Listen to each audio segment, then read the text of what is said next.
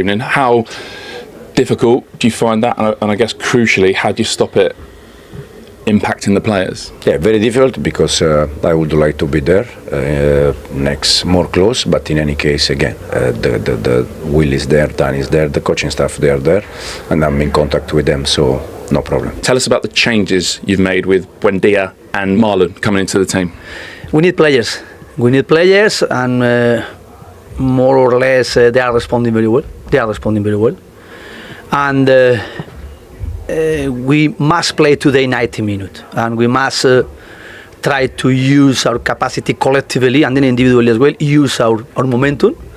And of course 90 minutes today, we need keep strongly our game plan, and then use our individual players, each one with their skills, their wishes to play his best football, and then enjoy. Cole Palmer starts again. In terms of his form, fitness, rhythm, where's he at?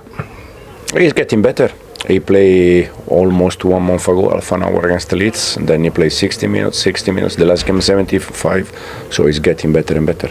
Morgan Rogers has obviously been in terrific form, but you're always wanting more from him, like the first half against Manchester United. Where can he still add to his game? Keep going like he is. Firstly, his task. Every players they have their task, their responsibility in our game plan to try to get collectively as well everything we need, and then individually their qualities, their skills, their capacity to get duels, and of course play in combination with another player trying to get their best. But we need every players, and of course someone they are in good form, but we need every player trying to get their best.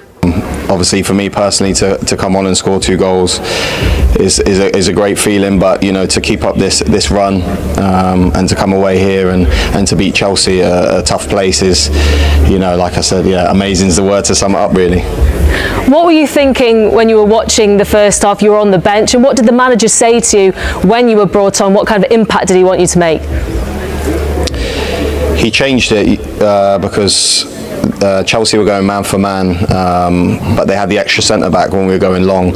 So when I came on second half, he brought Sancho on the wing and Morgan, and I think it gave us a little bit more space, and then put Yuri in the number 10. So we had an extra body up there, and yeah. Tactical genius, I would say. I think by the time they scored the first goal, we should have scored already 2-3 goals. And then, yeah, after the goal we conceded, the dynamic of the game changed a little bit. Yeah, it's a little bit, it's frustrating, as you said. Also because I don't think the game showed 10 points difference between us and them. So it's even worse. Okay, so that first hour, what gave you that control? We've had some player and manager from Aston Villa in talking about you going man for man and just not allowing them out. Yeah, I think off the ball we were very good. On the ball also we were very good, creating chances. We started in the same way second half, but again, I think the goal we conceded changed a little bit the dynamic of the game. Even before that, though, did the treble change that Unai Emery made, did that begin to change the match? They obviously changed personnel and shape a little bit at that point, and from there on in, they seem to find it a lot easier to create. I think it's more the goal we concede that changed a little bit the dynamic than the 3 changes they have done. But again, we need to take the good part, that is, you know, the way we have played for 1 hour, and we need to understand how we can improve the last half an hour. Okay, can you answer that for us? How could you have managed that last half an hour better once they got back into it? I think it's also the game management, you know, in terms of after we conceded the goal, I think we lost a little bit of balance. We need a little bit more control of the game, and then probably this goes a little bit with the, you know, with the game after game experience, and you need that. Yeah, I mean, you're quite a young, inexperienced side, certainly compared to them. Does that play into it, do you think, in those moments? Sometimes those little inconsistencies we see from your team in runs of games, can youth be part of the explanation there? Could be, we don't know, could be, for sure. Otherwise it's difficult to explain, you know, how you can be how you can play so good for 1 hour and then change a little bit the last half an hour. It's something that we need to analyze and understand. You know, they made substitutions, you know, shape maybe changed slightly, but nothing we shouldn't have been able to deal with. You know, we've seen, you know, them play numerous times this season, and you know, we understand the style and the type, the way they want to play. But no, I think, you know, we need to you know, look at ourselves from, you know, this.